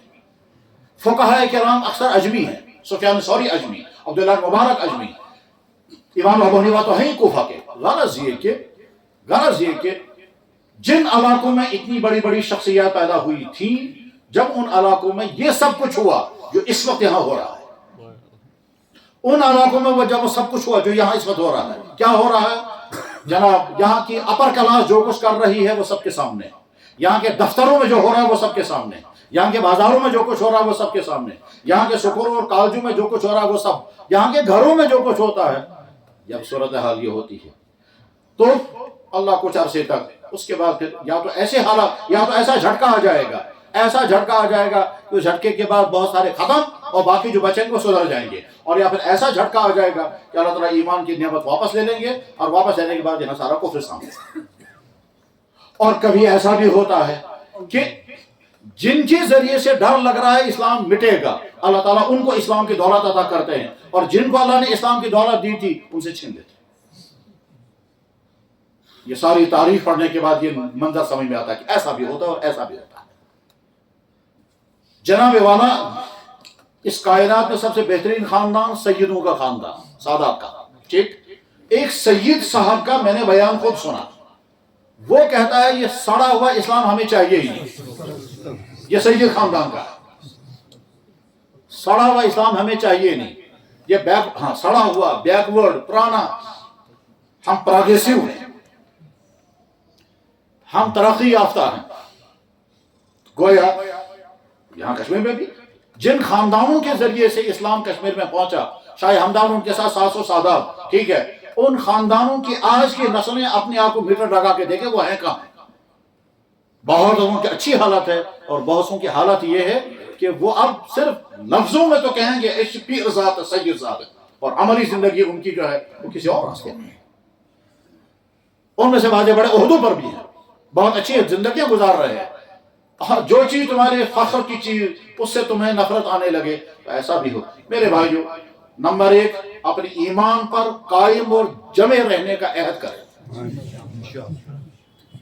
اور ہمیں یہ نعمت اتنی بڑی نعمت ہے کہ جناب رسول اللہ صلی اللہ علیہ وسلم نے 2 مبارکبادیاں دی ہیں. 2, ایک مبارکبادی دی ہے ان لوگوں کو جو اس زمانے میں تھے, اور ایک مبارکبادی دی ہے ان لوگوں کو جو بعد میں آئیں گے. جو اس زمانے میں موجود تھے ان کو مبارکباد دی 1 مرتبہ, اور جو بعد میں آئیں گے ان کو مبارکباد دی 7 مرتبہ. اور بعد والوں کو 7 مرتبہ مبارک کیوں کیا ہے, اس کو بیان کیا دوسری حدیث میں, اور یہ دونوں حدیثیں مشکوٰۃ شریف کے اخیر میں ہیں. مشکوٰۃ شریف حدیث کی کتاب ہے, مشکوٰۃ شریف حدیث کی کتاب ہے. اس حدیث کی کتاب میں جو حدیثیں ہیں وہ بڑی والی کتابوں سے آئی ہیں. تو ایک حدیث تو اس میں ہے مسند احمد ابن حنبل. احمد ابن حنبل کو امام بخاری رحمہ اللہ تعالیٰ استاد. امام احمد ابن حنبل شاگرد ہے امام شافعی کے, امام شافعی شاگرد ہے امام مالک کے, امام شافعی شاگرد ہے امام محمد کے اور امام مالک کے, امام محمد شاگرد ہے امام ابو حنیفہ کے. تو امام احمد ابن حنبل امام بخاری کے استادوں میں سے ہیں. امام احمد ابن حنبل نے جو حدیث کی کتاب لکھی اس کا نام ہے مسند احمد ابن حنبل. وہ مسند ہے, وہ جامع نہیں ہے. جامع اور ہوتی ہے, مسند اور ہوتی ہے. بخاری شریف جامع ہے, مسند نہیں ہے. اور مسند احمد ابن حنبل مسند ہے, وہ جامع نہیں ہے. جامع اور مسند میں فرق کیا ہے وہ عوام کا مسئلہ نہیں, وہ تو علماء کو سمجھانا ہوتا ہے, اور علماء جانتے بھی ہیں کہ مسند کیا ہو اور معجم کیا ہو, اور سنن کیا ہوتی ہے, جامع کیا ہوتی ہے, مستدرک کیا ہوتی ہے, معجم کیا ہوتی ہے, اطراف حدیث کیا ہوتا ہے. یہ قسمیں ہیں حدیث کی کتابوں کی قسمیں, حدیث کی نہیں, حدیث کی کتابوں کی قسمیں ہیں, یہ الگ الگ. امام احمد ابن حنبل نے کتاب لکھی ہے مسند احمد ابن حنبل, اس میں یہ حدیث موجود ہے. ابو امامہ رضی اللہ عنہ کہتے ہیں کہ جناب رسول اللہ صلی اللہ علیہ وسلم نے فرمایا مبارک اس انسان کو جسے مجھے دیکھا اور ایمان قبول کیا. یہ صحابہ کرام کو مبارک ہوا. اور پھر فرمایا 7 مرتبہ مبارک اس انسان کو جس نے مجھے دیکھا نہیں ہوگا اور پھر بھی ایمان لایا ہوگا, پھر بھی کہتا ہوگا میرا نبی محمد رسول اللہ. یا اللہ, جمعہ کا وقت ہے, اذان جمعہ ہونے والی ہے, فرشتے لکھنے والے ہیں, ہم آپ کے گھر میں ہیں. यहाँ कोई दावत नहीं, कोई फंक्शन नहीं, आपको आपके सामने खड़े होंगे, आपको सजदा करेंगे, या अल्लाह आप गवाह रहें हमने आपके नबी को देखा नहीं। हम ऐलान करके कहते हैं कि हमारा नबी वही नबी है जिसको आपने आखिरी नबी बना कर भेजा। अशहदु अन्ना मुहम्मदन रसूलुल्लाह। या अल्लाह हमारा नाम उस फहरिस्त में शामिल हो चुका होगा, और अगर नहीं हुआ है तो दरख्वास्त है हमारा नाम उस फहरिस्त में शामिल कर दीजिए जिनको अल्लाह के नबी ने 7 मरतबा मुबारक। हदीस के अल्फाज में सुनाता हूँ, तूबा खुशखबरी मुबारक लिमन रआनी, जिसने मुझे देखा, वो आमन अभी और ईमान लाया, व तूबा सबा मर्रातिन 7 मरतबा मुबारक उस इंसान को जिसने मुझे नहीं देखा होगा फिर भी कहता होगा मेरा नबी मोहम्मद रसूलुल्लाह। या अल्लाह हमारा नबी मोहम्मद रसूलुल्लाह। हम आपको अपना अल्लाह मानते हैं, हम न सूरज को अल्लाह मानते हैं, न जमीन को, न जानवर को, न पहाड़ को, न मूर्ति को, न बुत को, न दरख्त को, न गुफाओं को, एक उस अल्लाह को अल्लाह मानते हैं जिस अल्लाह ने ये सारी कायनात बनाई है। बाकी तमाम अल्लाह की मखलूक है। ला तस्जुदू लिश्शम्स वला लिलकमर वस्जुदू लिल्लाहि लज़ी खलक़हुन्ना। न सूरज को सजदा करना, न चांद को सजदा करना, सजदा उसको करना जिसने इन तमाम को पैदा किया। बेशक हम न धरती माता को मानते हैं, न सूर्य नमस्कार का, हम तो एक अल्लाह को मानते हैं। हमारी पेशानी सिर्फ एक अल्लाह के सामने झुकती है, और यही हमारा शरफ है, यही हमारा इम्तियाज है। ईमान इसी का नाम है। या अल्लाह हमारा नाम उस आखिरी फहरिस्त में, जब अल्लाह ने हमारा नाम उस आखिरी फहरिस्त में शामिल कर दिया है तो आगे हम अहद करेंगे इंशाअल्लाह हम अपनी जिंदगी ईमान वाली जैसी जिंदगी गुजारेंगे। और मेरे भाइयों, इम्तिहान कहाँ कहाँ आएगा? जवानी की जिंदगी में हो, कदम कदम पर इम्तिहान आएगा। हत्ता कि आपके अपने बेडरूम में भी इम्तिहान है, तुम्हारी जेबों में मोबाइल है, ये भी इम्तिहान है। आप क्लासरूम में जाएंगे वहां भी इम्तिहान है, आप किसी ऑफिस में जाएंगे वहां भी इम्तिहान है, आप किसी अस्पताल में जाएंगे वहां कदम कदम पर इम्तिहान है। और इम्तिहान मर्दों का अलग है, औरतों का अलग है, लड़कों का अलग है, लड़कियों का अलग है। ये इम्तिहान अपनी ईमान का इम्तिहान है, ये इम्तिहान अपने कैरेक्टर का इम्तिहान है। आपके सामने ऑप्शन 2 हैं, बदकार बनोगे या नेकोकार रहोगे, जिनाकार बनोगे या पाकदामन रहोगे, इम्तिहान 2 है। आप ड्रग्स में फंसोगे या अपने आप को बचाओगे, इम्तिहान 2 है। फजूल खर्ची करोगे या पैसा बचाओगे, इम्तिहान 2 है। फैशन करोगे या नबी का लिबास पहनोगे, इम्तिहान है। पैसा आ गया, फजूल खर्ची करोगे, आवारगी करोगे या कंट्रोल करोगे। अब सदियां आ रही हैं, बेशुमार कश्मीरी मुसलमान सिर्फ अय्याशी करने के लिए फिरेंगे बाहर और 1000 रुपए उड़ा करके आएंगे। हम जा रहे हैं घूमने के लिए, वहां 10 गज चक्कर आते हैं, 1000 रुपए उड़ा करके वापस आएंगे। बल्कि बहुत सारे नौजवान लड़के और लड़कियां, हत्ता कि बाजे नादान वालिदैन अपनी बेटियों को भेजते हैं चक्कर करने के लिए। चला लिए चक्रा कर, पता क्या क्या करो तो उसको देखना ही नहीं। मेरे भाई, जनाब रसूलुल्लाह सल्लल्लाहु अलैहि वसल्लम को अल्लाह ने नबी बरहक बनाकर भेजा। क़यामत तक के लिए आप नबी हैं। बाकी तमाम नबियों की नबूवतें उनके ज़माने के साथ ख़त्म, और अब कायनात के लिए सिर्फ एक नबी है, वह है मोहम्मद रसूलुल्लाह। इसका ऐलान अल्लाह ने किया, फरिश्तों ने किया, नबियों ने किया, सारे मजहबों के सरबराहान ने किया। तौरात में ऐलान मौजूद, इंजील में मौजूद, यहाँ तक कि तुम्हारी किताबें वेदों में मौजूद। कल की अवतार किताब छपी है, पढ़ो सारे जाकर के, उसमें देखो कल की अवतार अब कौन है दुनिया के लिए। और वो तुम्हारे ही लोग भाई लिख रहे हैं कि अब कल की अवतार जो है वो सिर्फ एक ही है, वो है मोहम्मद रसूलुल्लाह। उस तुम्हारे उसमें डिटेल लिखी हुई है कि हमारे नबी का जो नाम मुबारक है वो तुम्हारी किताब में, हमारे नबी के वालिद मोहतरम का जो नाम मुबारक वो तुम्हारी किताब में लिखा, हमारे नबी के वालिद मोहतरमा का जो नाम मुबारक वो उस किताब में लिखा, हमारे नबी के जाए पैदाइश वो तुम्हारी किताब में लिखी, हमारे नबी जहां हिजरत करके जाएंगे उसकी डिटेल तुम्हारी किताब में लिखी, और हमारे नबी का तस्करा जमील हत्ता कि उनका नाम मुबारक भी तुम्हारी किताबों में लिखा हुआ है। अब उसी अल्लाह को अल्लाह मानते हैं और उसी नबी को अपना नबी मानते हैं, ठीक, और उसी नबी को हम अपना नबी मानते हैं। इसी पर कायम रहने का हम इंशाल्लाह अहद करते हैं। उस नबी ने कयामत तक के लिए पेश आने वाली सारी चीजें हमको बताई। आज के जमाने में जो कुछ हो रहा है ये सारा हमारे नबी बता चुके हैं। क्या बता चुके हैं? कि ईमान वाले ईमान छोड़कर कुफ्र की तरफ जाएंगे, कुफ्र वाले ईमान की तरफ। सुबह को मोमिन, शाम को काफिर होगा। ये भी फरमाया ज़िनाकारी आम होगी, ये भी फरमाया मर्द मर्दों से, औरतें औरतों के साथ बदकारियां करेंगे। लेस्बियनिज्म, गेइज्म चल रहा है सारी दुनिया में, और बहुत कोशिश हुई थी यहाँ कश्मीर में भी लाने की, मगर यहाँ वो लाने में कभी कामयाब नहीं हुए, क्योंकि उन्होंने सोचा इनसे कल्चर बेचारे बैकवर्ड, لیکن فارورڈ بنو اب کرانی چیز. تو ابھی ہم بیکورڈ ہی ٹھیک ہیں, تمہارا فارورڈزم تم کو مبارک ہو, ٹھیک, جو جانور نہیں کرتے وہ تم کرا رہے ہو. خیر, تو وہ لیسبن بنو یا گے بنو وہ تمہارا اپنا مسئلہ ہے, ٹھیک ہے, فی الحال ہم, لیکن ہمارے نبی نے 1400 سال پہلے بیان کر دیا تھا. اسی طرح سے ہمارے نبی نے فرمایا تھا ایمان پر جمنا اتنا مشکل ہوگا جیسے ہاتھ میں انگارہ لینا مشکل ہے. تب سوچیں گے نا ہم کہ وہ کیا حالات آئیں گے کہ ہاتھ میں انگارہ لینا بہت مشکل ہے, تو ایسے ایمان پر جمنا بہت مشکل ہوگا. کیا, یا تو لالچ ہوگا, یا پریشر ہوگا, یا حالات ہوں گے, دباؤ آئے گا, اور نہ جانے کیا کیا آئے گا. تو اس وقت اپنی ایمان پر باقی رہیں گے. اور ایمان پر جب ہم باقی رہیں گے تو تب جب وہ سب کچھ کریں گے جو اللہ اور اللہ کے نبی نے کہا تب بچیں گے. جناب نماز پڑھیں گے نہیں تو نماز پر کیسے باقی رہیں گے؟ ٹھیک ہے, تلاوت کریں گے نہیں, قرآن پر کیسے, قرآن کے ساتھ ہمارا تعلق ہی نہیں ہے. جس قرآن کو پڑھ کر کے آج بھی عقلیں حیران ہو جاتی ہے, جس قرآن کو پڑھ کر آج بھی غیر مسلم اسلام قبول کرتے ہیں, اور وہ کہتے ہیں یار قرآن تو عجیب کتاب ہے. جو لوگ یہ ویب سائٹیں چلاتے ہیں, جو لوگ ویب سائٹیں دیکھتے ہیں, وہ دیکھو نا ان ویب سائٹوں کو, جن ویب سائٹوں میں لوگوں کے اسلام قبول کرنے کے واقعات ہیں, اس میں ہر قسم کے لوگ ہیں.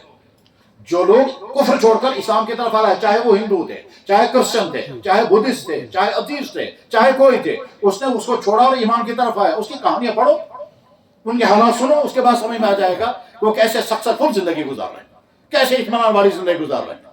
مجھے جو چند دن پہلے وہ میرا بیچارہ لڑکا, میں نے کہا یار تم دیکھتے نہیں ہو جو ہزاروں اسلام قبول کر رہے ہیں, وہ کہتے ہیں ہم خوش ہیں. کہنے لگا ہاں وہ خوش ہیں مگر اصل میں خوشی ہے نہیں. میں کہا تو بے وقوف ہے, وہ تو کہہ رہے ہیں ہم خوش ہیں ایمان قبول کرنے کے بعد, تو کہہ رہا ہے وہ خوش نہیں ہے. تو ان کی بات کون سی؟ میرے بھائیوں وہ ویب سائٹیں دیکھو جس کے نتیجے میں ہم کو سمجھ میں آ جائے گا ہمارا ایمان کتنی قیمتی دولت ہے. اس کے بعد پھر جب ہم نہ نبی کا لباس پہننے کو تیار, نہ نبی کی شکل اپنانے کو تیار, نہ نبی کا لائف سٹائل اپنانے کو تیار, اس کے بعد پھر اندر کفر نہیں آئے گا تو اور کیا؟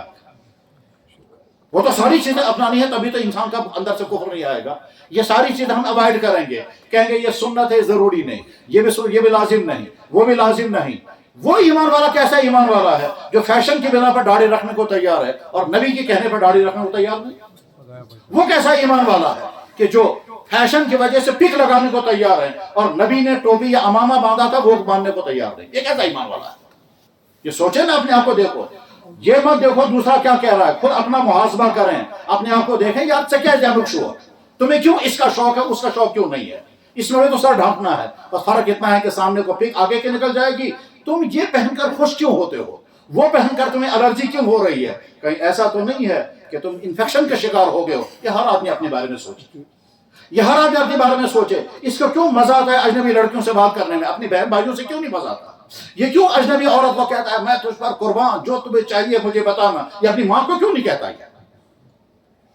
یہ دوسرا اس پر ظلم کرے گا, یہ غصے میں آتا ہے اور خود یہی بیٹھ کر ظلم کرتا ہے. یہ دوسرے دفتر میں جائے گا, وہاں کرپشن ہے اور چیختا ہے ان کے خلاف, اور جب اپنے دفتر میں آتا ہے تو یہ خود کرپشن کرتا ہے. میرے بھائیو, اللہ نے ایمان کی دولت ہمیں عطا فرمائی, عہد کرتے ہم اس اسلام پر قائم رہیں انشاءاللہ.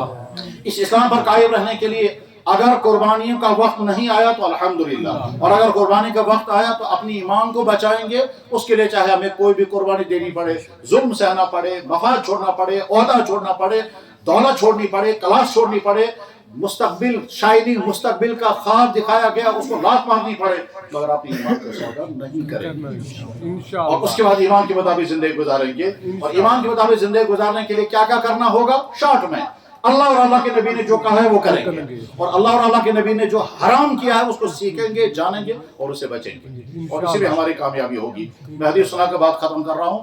جناب رسول اللہ صلی اللہ علیہ وسلم جب دنیا سے رخصت ہونے والے تھے تو جو باتیں آپ نے کہی اس میں ایک بات یہ بھی کہی تھی, قیامت کے دن میرے پاس سے تم آؤ گے, مجھ سے قریب آنے لگو گے, اچانک تم کو روک دیا جائے گا. میں کہوں گا یا اللہ یہ تو میری امت کے لوگ تھے, یہ کیوں روک دیے گئے؟ تو اللہ تعالیٰ فرمائیں گے انک لا تدری ما احدث بعدک, ان کو ہم نے پیدا کیا تھا آپ کی امت میں, مگر آپ کو یہ معلوم ہے کہ انہوں نے کیسی گندی کی زندگی گزاری تھی. اس لیے آپ کے تو اللہ کے نبی کو دکھ ہوگا یہ سن کر کے, میرے امتی ہو کر کے انہوں نے یہ کیا ہے, تو بہت دکھ کے ساتھ پھر کہیں گے برباد ہو جائیں یہ لوگ, برباد ہو جائیں یہ لوگ, برباد ہو جائیں. حدیث کے الفاظ ہیں سحقاً سحقاً لمن غیر دینی, برباد ہو جائیں وہ لوگ جنہوں نے میرے دین کو چھوڑ کر کوئی اور زندگی اختیار کی تھی. ہم اسے بچنا ہے، دنیا اور آخرت میں کامیابی اللہ اور اللہ کے نبی کے دین میں ہے۔ وآخر دعوانا الحمدللہ رب العالمین برحمتک یا ارحم الراحمین۔ نماز کے بعد میں 10-15